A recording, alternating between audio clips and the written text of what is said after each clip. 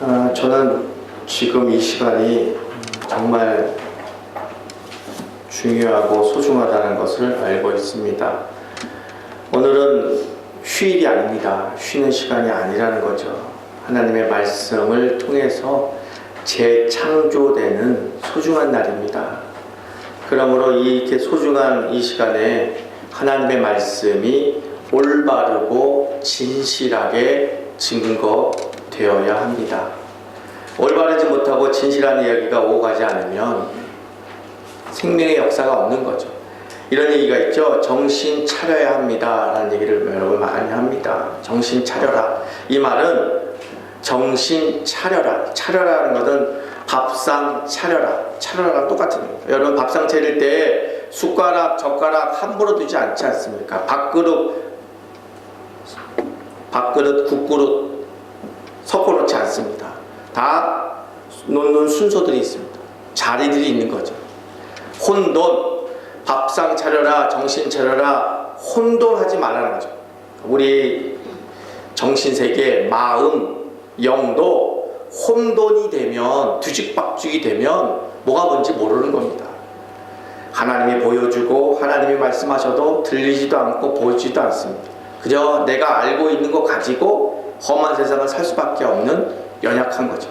그래서 정신 차려라 이 말은 우리의 마음이 세상 염려로 인하여 혼돈되어 있던 것들이 하나님의 말씀을 듣고 진리를 알게 되고 진리를 통해서 참 자유를 얻는 것, 그런 말씀입니다.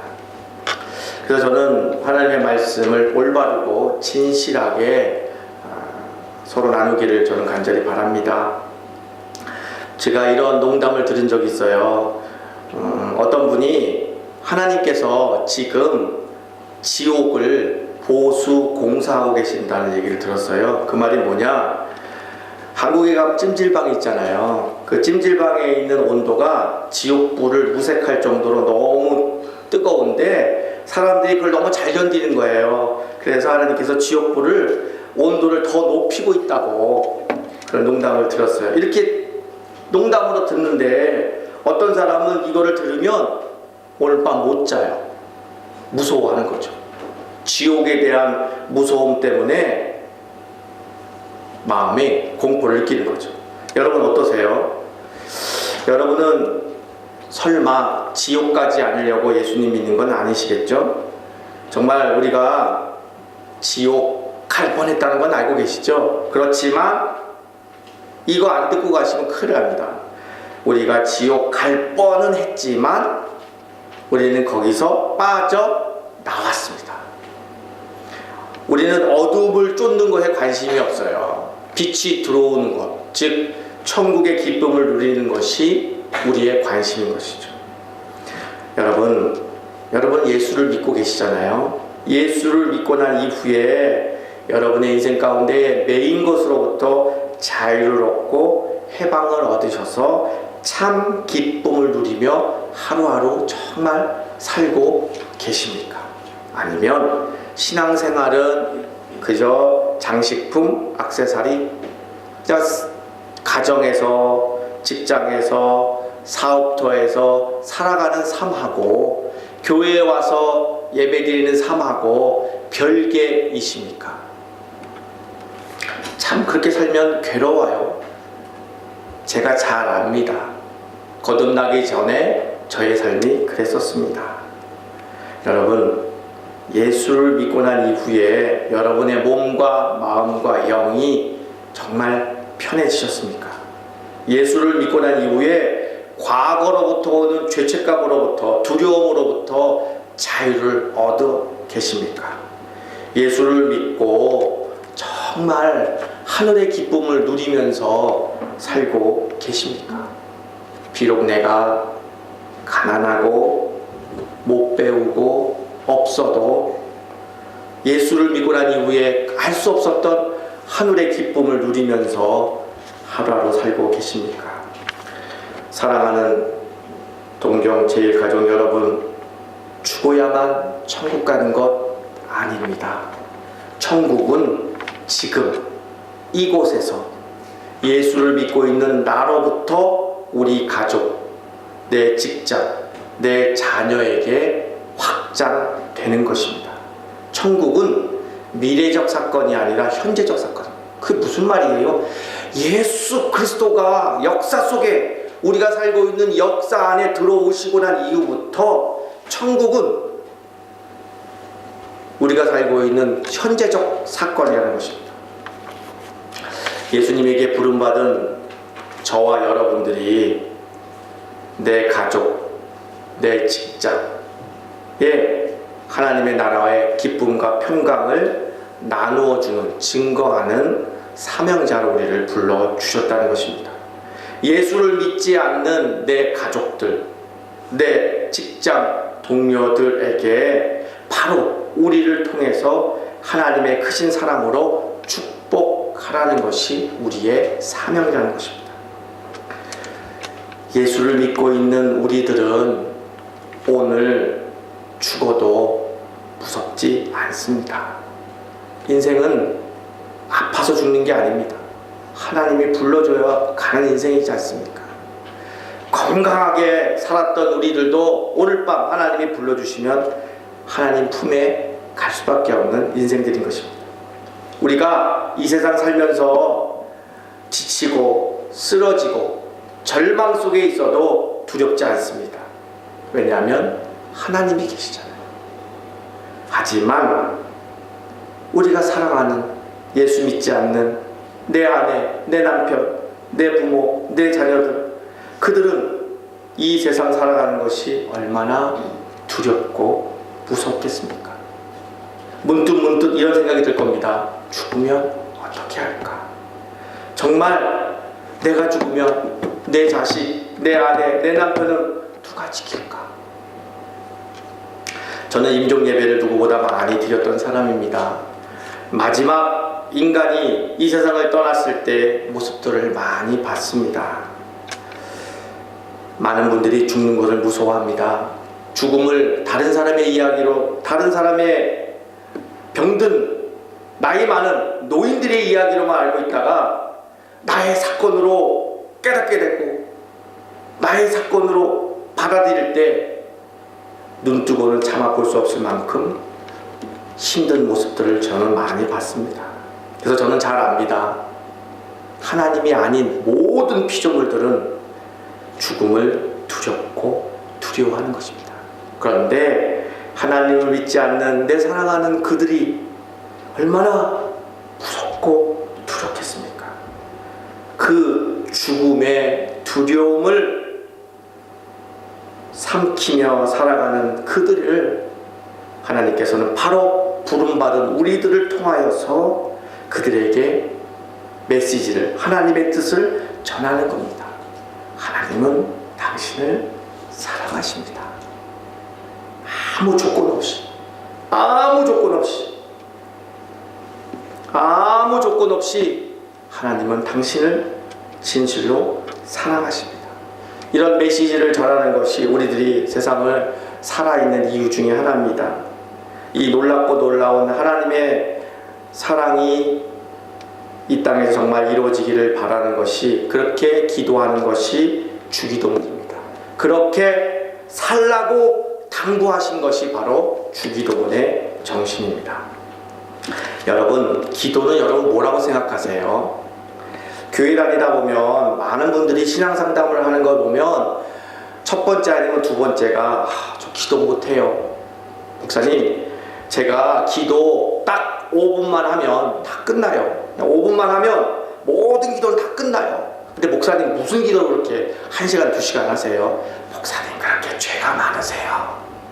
목사님이 지은 죄가 그렇게 많으셔서 2시간 어떻게 기도하세요? 이렇게 물어봐요.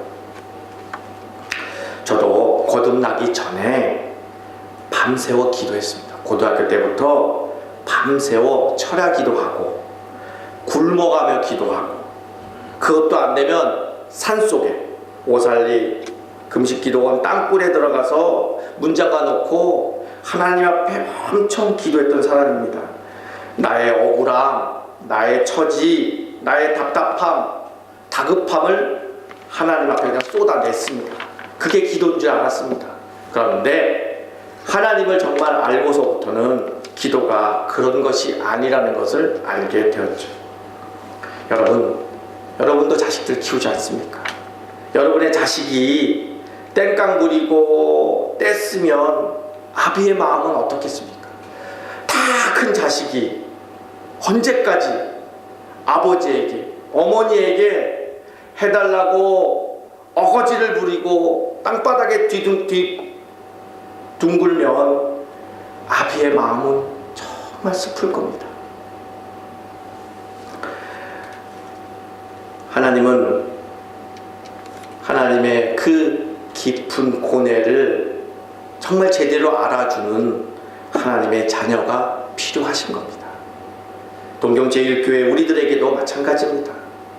타국에 나와서 우리가 이렇게 하루하루 살아가는 의미가, 내게 있는 이런 외로움이나 괴로움들이, 긴장감이 있는 이유가 분명히 있는 겁니다. 자식이 아버지의 깊은 고뇌를 모르면 자식으로서, 아비로서 참 불행한 겁니다. 아버지가 자식들, 집안, 가정 때문에 깊은 고뇌 가운데 빠졌을 때, 우리가 성경을 읽다 보면 정말 성경을 잘 읽다 보면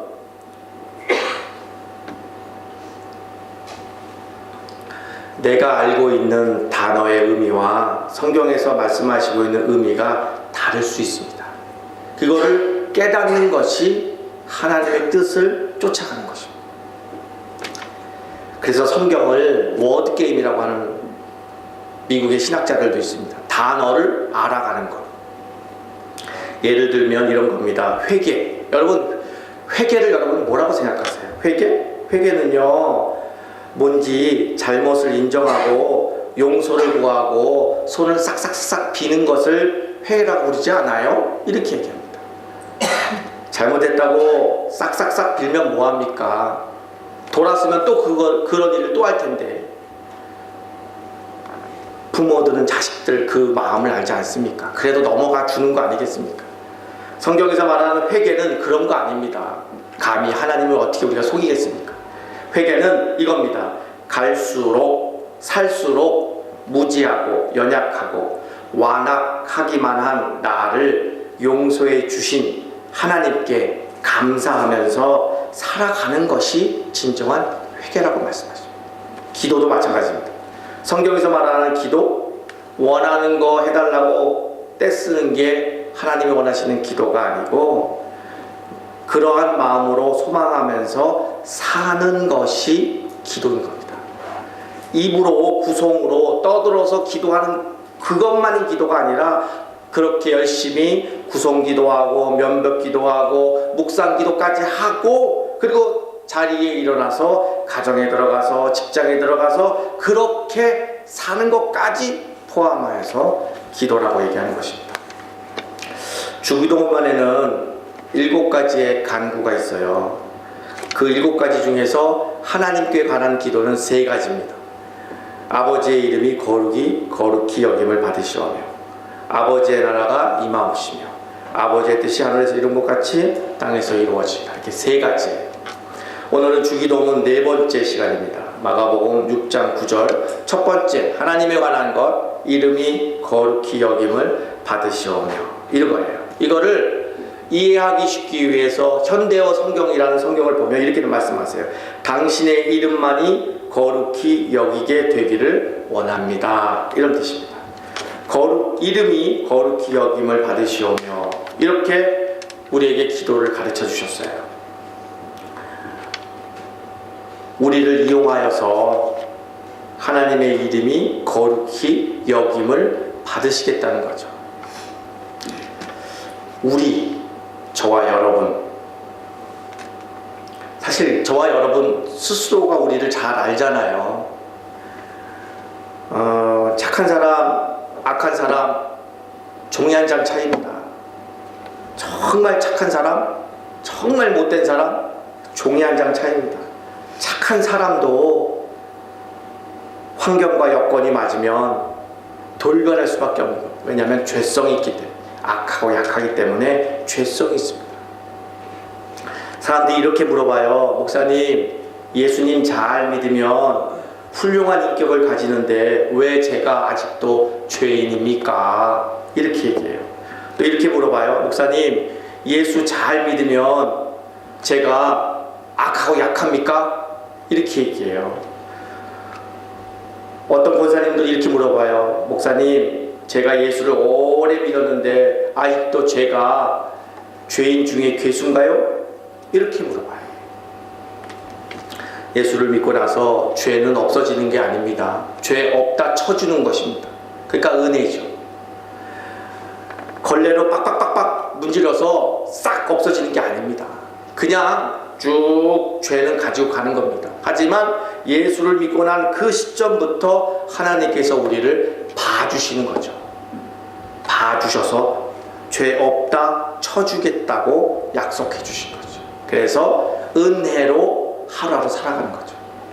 근데 그것도 모르고 어떤 사람들은 이렇게 얘기해요. 돌을 닦아야 됩니다. 수행해야 됩니다. 착하게 살아야 됩니다. 이렇게 얘기해요. 천만의 말씀이요. 그렇게 안 됩니다. 내가 돌을 닦는다고 수행한다고 내가 훌륭한 사람 되지 않습니다.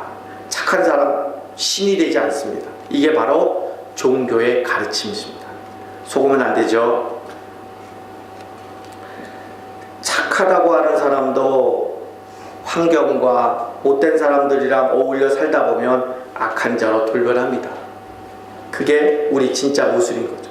바로 저도 그렇게 살아왔습니다. 그러나 신앙생활, 즉 진정한 성숙한 그리스도인들은 이렇게 생각하는 겁니다. 내가 정말 악하고 약하고 내 교양, 내 지식, 내 의지로는 살 수 없고 날마다 하나님의 은혜로 살아가는 사람을 이구나 라고 아는 사람이죠. 이게 바로 예수를 믿는 신앙인들의 삶인 거죠. 꼭 기억하세요. 내게 주시는 이 모든 상황, 그전에는 극복하고 싶었고 잊어버리고 싶었고 벗어나고 싶었지만 이제는 하나님을 알고서부터 하나님이 주신 지금 내 모든 상황은 하나님이 주신 것이므로 모든 것을 감사하며 살아갈 수 있는 힘이 생긴 거죠. 바로 참 신앙인으로 살아가는 데에서 이런 은혜를 누릴 수 있다는 겁니다.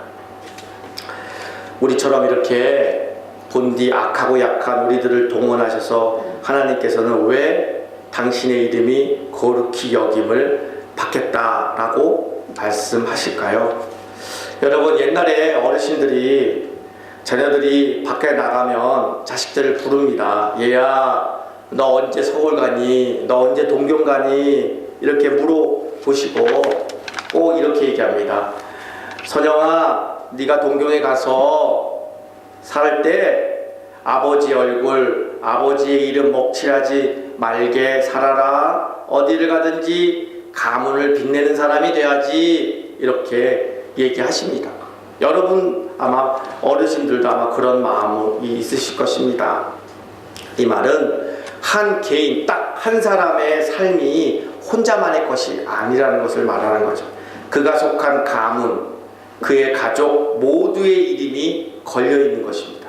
그가 무슨 선택을 하든지 무슨 생각을 하든지 그 모든 것이 아버지와 가문의 명예가 걸려 있다고 생각해서 그렇게 얘기를 하시는 거죠. 그리하여 그의 실패는, 그 자녀의 실패는 집안 모두의 실패라고 생각을 했던 거죠. 그의 성공은 혼자만의 성공이 아니라 가문 모두의 것이라고 생각을 했던 거죠. 그랬기 때문에 말 한마디 한마디, 행동 하나하나를 신중하게 했던 것입니다. 그러한 사람을 옛날 말로 군자, 선비라고 말하는 거죠.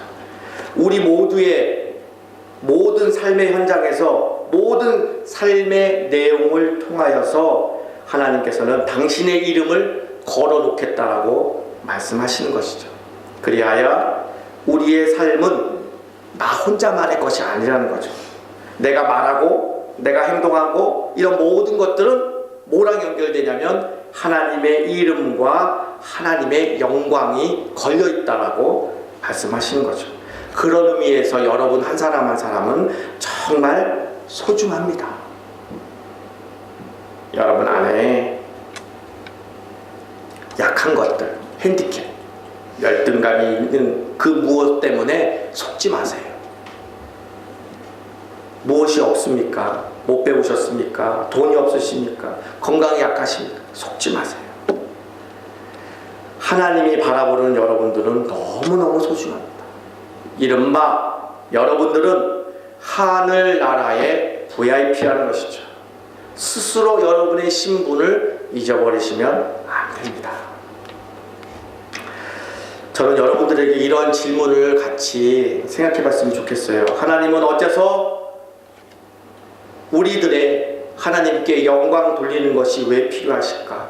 하나님은 우리의 영광 돌림이 없다면 그 영광이 부족하신 분인가? 그 무엇을 우리 인간에게 채워드리지 않으면 모자라시는 결핍을 가지고 계신가? 그래서 하나님께서는 우리를 동원해서라도 그 결핍을 채우려고 하시는 건가? 하나님 뭐가 부족하신가? 저는 오늘 말씀을 준비하면서 그런 생각을 했습니다.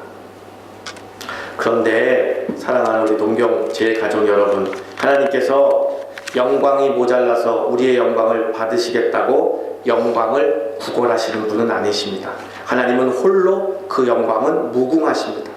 그 무엇이 모자람도 없고 부족함도 없으십니다. 야고보서에는 이렇게 말씀하십니다. 하나님께서는 회전하시는 그림자조차도 없으시다고 표현합니다. 시편 8편에는 이렇게 말씀하십니다. 여호와 우리 주여, 주의 이름이 온 땅에 어찌 그리 아름다우신지요, 주의 영광을 하늘 위에 두셨나이다. 이렇게 말씀하시죠. 인간이 하나님의 이름을 거룩하게 여기지 않아도 하늘에 떠 있는 수억 만 개의 하늘의 별들이 하나님을 찬양하고 찬미하고 있습니다. 모든 우주 만물의 창조물들이 하나님을 향하여서 하나님의 이름을 거룩하게 찬양하고 있습니다.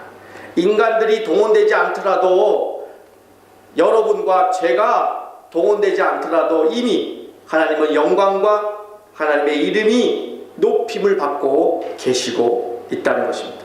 하나님은 인간의 그 이름을 거룩히 여기지 않아도 그 본질이 거룩하신 분입니다.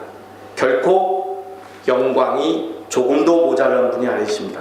그렇다면 왜 하나님은 우리를 동원하셔서 그분의 이름을 거룩히 여기도록 말씀하고 계실까요? 하나님은 그 영광이 홀로 충만하심에도 불구하고 저와 여러분을 불러주셔서 그의 이름을 거룩하게 하시려는 것은 이유가 있습니다. 하나님 때문에 그렇지 않습니다. 바로 저와 여러분 때문에 그럽니다. 우리를 향하신 하나님의 끝없는 사랑 때문에 그렇습니다. 잃어버린 나, 원래 나, 하나님으로부터 만복을 받았던 나를 되찾게 하기 위해서 하나님의 강렬한 사랑 때문에 그렇습니다. 지치지도 않으시고 절대로 포기하시지 않는 하나님의 사랑이십니다.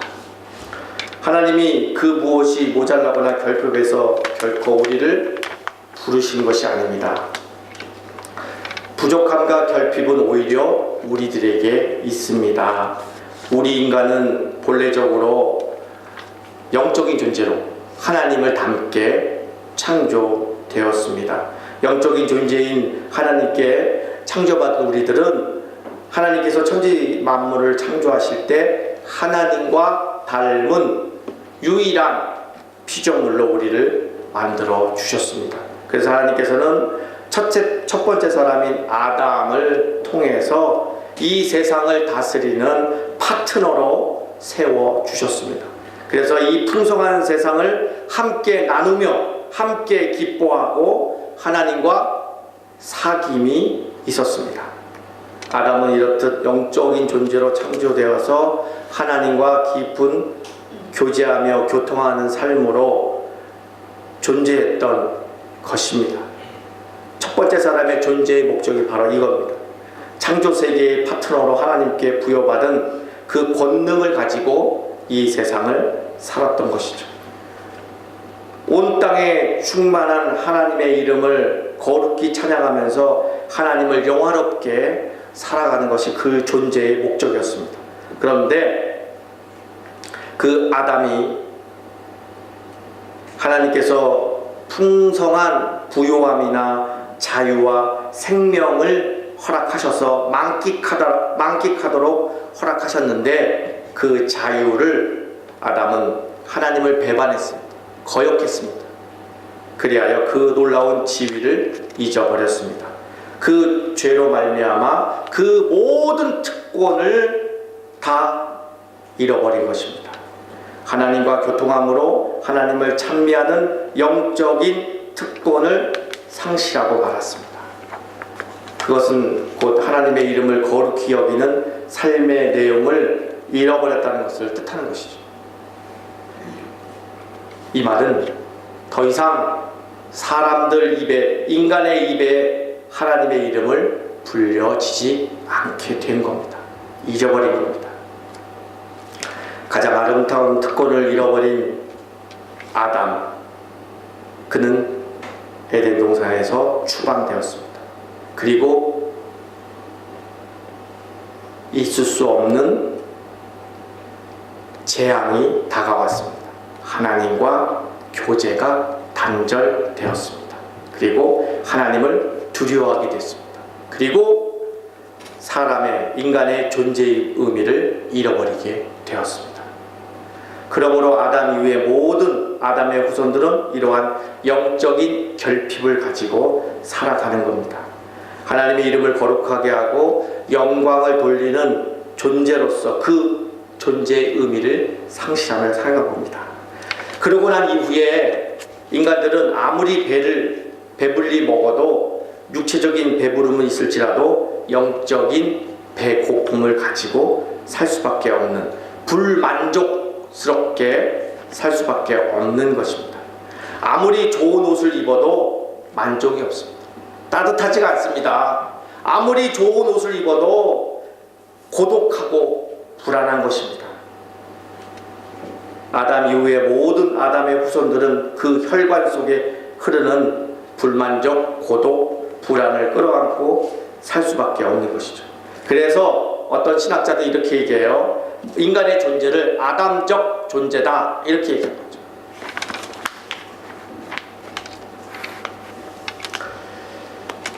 그래서 불안하고 두렵고 무서운 인간들은 하지 말아야 될 정말 잔인한 짓을 합니다. 그것이 바로 인간 자신의 이름을 높이는 것이었습니다.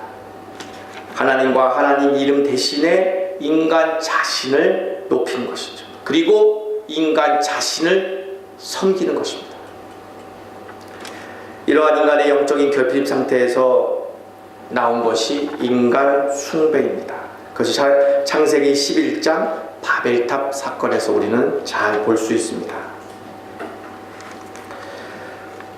아담적 존재인 우리가 틈만 있으면 인간 자신의 이름을 자꾸 높이려고 했던 자들이었습니다.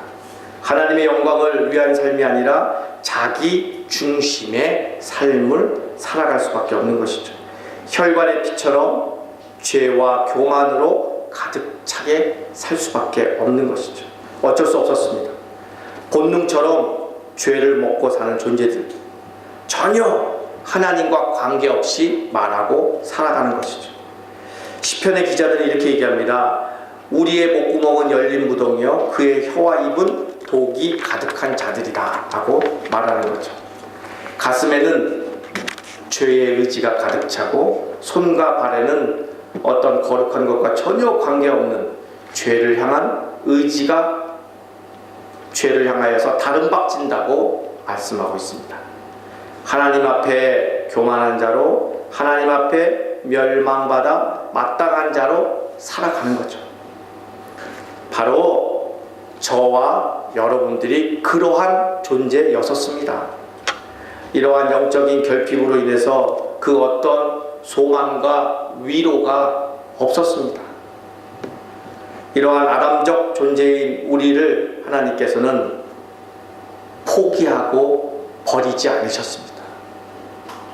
바로 예수 그리스도를 통하여서 우리들에게 새로운 세상을 열어주신 것이죠. 예수를 통하여 우리를 어떠한 존재로 불러주셨느냐? 하나님의 이름, 당신의 이름, 당신의 존재를 거룩히 하며 영화롭게 하는 자로 불러주신 것이죠. 하나님의 거룩함과 영광이 모자라서 우리들에게 그것을 받으시겠다고 자꾸 하나님께서 우리에게 떼쓰거나 우리에게 자꾸 이렇게 강요하시는 것이 아닙니다. 우리가 하나님의 이름을 거룩히 여기는 삶을 살지 않아도 하나님은 모자른 것도 없으시고 부족한 것도 없는 분입니다. 그러나 우리를 통하여 하나님의 이름을 거룩하게 하시겠다고 하는 하나님의 그 포기하지 않는 그 열심은 바로 영적인 단절 상태에서 우리를 구하여 주시려고 하는 하나님의 사랑이십니다. 잠겨있던 눈을 뜨게 하시는 겁니다. 귀가 있어도 듣지 못했던 영음을 듣게 하시려는 하나님의 의지인 겁니다. 하나님은 하나님과 우리와 단절 상태에 있었던 우리들을 끌어내셔서 우리를 회복시켜 주시려고 하는 축복의 선언이 바로 이 말씀이신 것입니다. 그리하여 인간 스스로 우리의 이름을 높이려고 했던 허무한 것으로부터 자유케 하는 은혜를 주시는 것입니다. 정말 무한한 자유와 부요함 그리고 무궁한 생명을 다시 한번 누리도록 우리를 불러주신 것입니다. 당신의 이름이 거룩히 여김을 받으시오며 이 짤막한 구절에 이토록 어마어마한 하나님의 축복이 담겨 있는 것입니다. 근데 정작 문제는 따로 있습니다. 과연 우리가 저와 여러분이 하나님의 이름을 거룩하도록 할 수 있는 능력이 있을까요? 이것입니다. 사실 그런 능력은 없습니다. 하나님을 영화롭게 하는 것과 본래적으로 가는 전혀 다른 존재들이 우리들의 진짜 모습인 것입니다. 하나님을 영화롭게 하기는커녕 하나님의 이름을 먹칠할 가능성이 우리에게도 있습니다. 하나님의 이름을 높여드릴 수 있는 가능성은 몇 프로나 될까요? 저는 저 스스로가 고백을 합니다. 가능성 0%라고 저는 단언합니다. 그럼에도 불구하고 주님께서 하나님의 이름을 거룩히 여겨달라고 그렇게 기도하라고 주님이 가르쳐 주십니다. 우리를 통하여 하나님의 이름이 거룩히 여김을 받으시겠다는 겁니다. 자세히 말씀을 들어보면 하나님께 질릴 정도로 집요하십니다. 왜 그러십니까, 하나님? 행간에 숨어있는 하나님의 뜻이 있습니다. 글자와 글자 사이에 숨어있는 아버지의 마음이 있습니다. 여러분도 자식을 키우는 부모 아니겠습니까? 자식들에게 부모가 자식 망하라고 저주하는 부모가 어디 있겠습니까? 너 그러면 안 돼, 하지마, 이게 저주입니까? 부모의 말 가운데에는 아비의 마음이 담겨있는 거 아니겠습니까? 내 자식 잘 돼야 할 텐데, 내 자식 정말 잘 돼야 할 텐데, 내가 겪었던 아픔은 겪지 말고 내 자식 정말 잘 됐으면 좋겠는데, 아비의 마음을 읽어야 되는데 아비의 말만 듣고 삐지고 토라지고 돌아서고 아비랑 단절하고 아버지는 나만 미워해, 이런 어린 짓만 하는 자식이 있다면 부모인 여러분의 마음은 어떻겠습니까? 하나님도 아버지 아닙니까? 아비의 마음, 성경 안에 숨어있는 아비의 마음을 읽어야 됩니다. 받아들여야 합니다. 깨달아야 합니다. 아비의 마음은 이겁니다. 행간에 숨어있는 말은 이겁니다. 지금까지 제가 했던 설교를 다 잊어버리셔도 꼭 기억하셔야 합니다. 그것은 곧 하나님께서 우리의 삶의 방향을 바로잡아 주시고 우리의 혈관의 피처럼 온몸을 감싸고 있는 죄의 의지를 꺾어서 거룩하고 의로운 방향으로 우리의 인생의 내용을 바꾸어 주시겠다는 하나님의 의지가 담겨 있는 것입니다. 우리의 인생은 내 것이니까 내 의지대로 내 능력대로 사는 게 아닙니다. 우리가 인생을 자꾸 살면 살수록 느끼는 거 아니겠습니까? 하나님의 이름이 거룩하도록 하나님 스스로가 우리 인생에 개입하셔서 우리를 바꿔놓겠다는 것이 바로 이 오늘 본문의 내용인 것입니다. 주기도문은 헬라어로 원래 본문이 적혀 있죠. 마태복음에 쓰이고 있는 독특한 문장 표현이 오늘 표현 방법입니다. 이게 헬라어를 배우시거나 또는 영어를 배우시면 이런 문법 용어를 만나게 됩니다. 수동태 1어에도 있죠. 근데 이 수동태가 그냥 수동태가 아니라 신적인 수동태라고 표현합니다. 그것은 바로 뭐냐면 독특한 표현입니다. 거룩히 여김을 받다. 이거는 하나님 스스로 행동하여 나타나는 단어를 얘기하는 것입니다. 우리가 뭔가 행동을 하고 우리가 뭔가 뭘 해서 하나님이 거룩해지는 게 아니라 하나님이 스스로가 우리를 통해서 하시겠다는 의지인 것이죠. 하나님의 거룩함을 찬양하고 하나님께 영광 돌리는 삶과는 전혀 무관한 우리들을 부르셔서 하나님께서는 신비롭고 기적 같은 인생을 우리를 일으켜 세워 주신다는 것이죠. 여러분 잘 아시지 않습니까? 모세의 손에 막대기가 들려 있었어요. 그거는 땅바닥에 떨어져 있는 흔하고도 흔한 막대기예요. 말라 비틀어진 막대기에 불과해요. 그러나 그 막대기가 모세의 손에 붙잡혔고 그 막대기가 하나님께 쓰임을 받자 놀라운 하나님의 역사가 일어나지 않았습니까? 생수가 터졌어요. 저와 여러분이 비록 능력이 없고 능력이 없는 마른 막대기가 불과하지만 하나님 손에 들려있는 막대기가 생수를 터뜨린 것처럼 바로 우리의 인생도 그렇게 쓰시겠다는 하나님의 의지인 겁니다. 비록 나는 마른 막대 같은 나지만 하나님의 영광을 위해서 하나님께서 하시겠다는 겁니다. 우리는 그저 하나님이 하시는 일들을 신뢰하고 의지하며 살아가는 겁니다.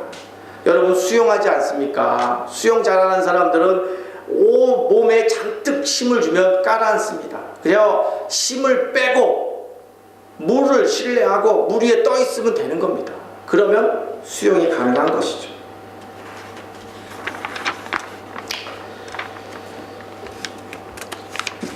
이 말씀은 잃어버렸던 우리를 회복시키고 처음 우리 하나님의 복된 존재로 회복시켜 주겠다는 하나님의 사랑의 표현이십니다. 하나님은 이 아침에 여러분들에게 감동도 주시고 자꾸 설득하시는 겁니다. 자꾸 설득하시는 겁니다. 저는 여러분들이 이런 하나님의 열정, 하나님의 열심에 감동받고 이런 거구나 깊은 깨달음이 있기를 저는 간절히 바라겠습니다. 그런데도 이런 말씀을 나누는 이 시간에도 여러분 스스로가 속마음은 어떻게 생각하세요? 여러분의 생각은 지금 어떻게 생각하세요? 여러분 스스로를 지금 어떻게 생각하세요? 한없이 작은 모습으로 우리는 주님을 찾아왔습니다. 그런데 우리 주님은 다 이해해 주시고 감싸 주시는 것이죠.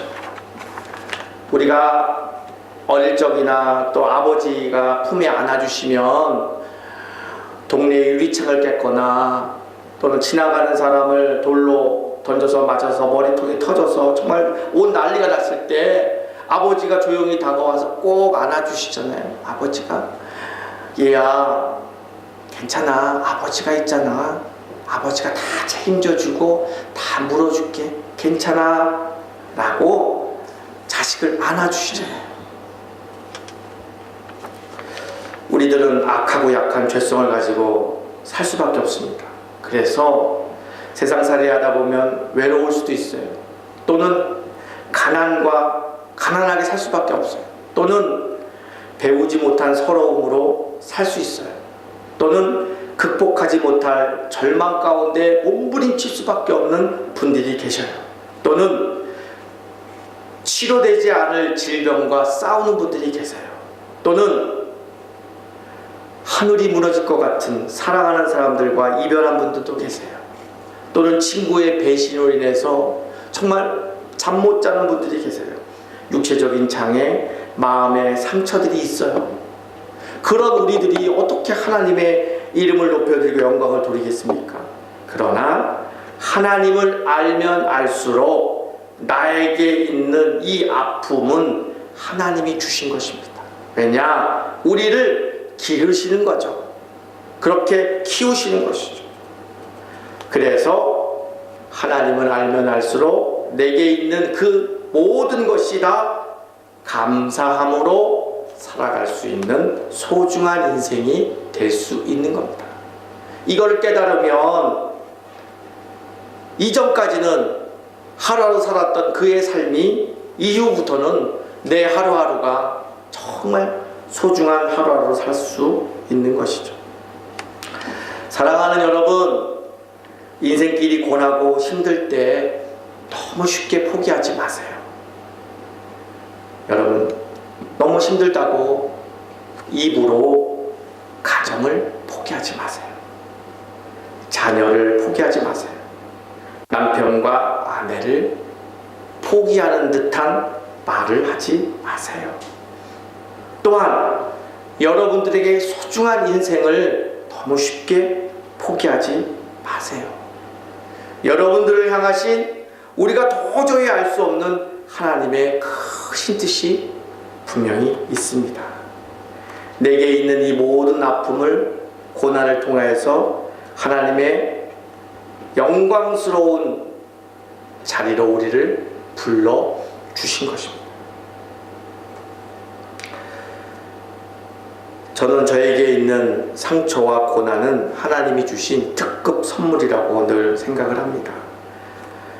너무나도 감격스럽고 가슴 설레이는 고백인 거죠. 이거 잊어버리면 저 타락합니다. 여러분도 성도로서 타락합니다. 동경제일교회 우리 신앙공동체 우리 모두가 하나님의 깊고도 깊은 사랑을 날마다 기억하고 고백하고 찬양해야 합니다. 하나님이 끝까지 믿어주시고 참아주시고 기다려주시는 놀라운 사랑. 사랑은 감정이 아닙니다. 좋아하는 감정 얼마나 가겠습니까? 사랑은 헌신이고 노력입니다. 하나님 뭘 노력했는데요? 나를 위해서 뭘 하셨는데요? 하나님은 나를 사랑하셔서 목숨을 주셨잖아요.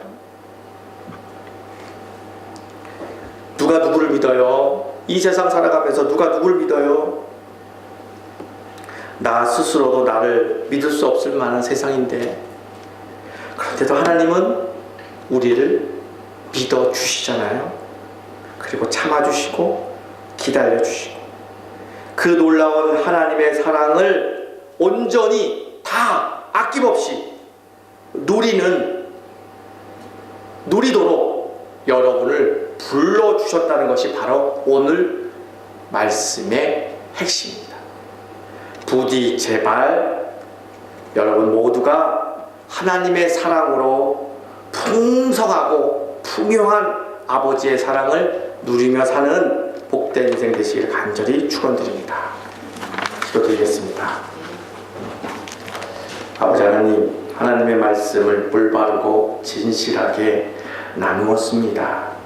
말씀 가운데 친히 역사하시사 우리 귀한 성도들을 위로하여 주시고 격려해 주시고 새 쉼을 허락하여 주시고 우리 온 성도들이 다시 힘을 낼 수 있도록 도와주시옵소서. 하나님은 못할 것이 없사오니 하나님 생명의 역사가 우리 귀한 성도들 가운데 일어나도록 축복하여 주시옵소서. 감사하고 예수님의 이름으로 간절히 기도드려옵나이다.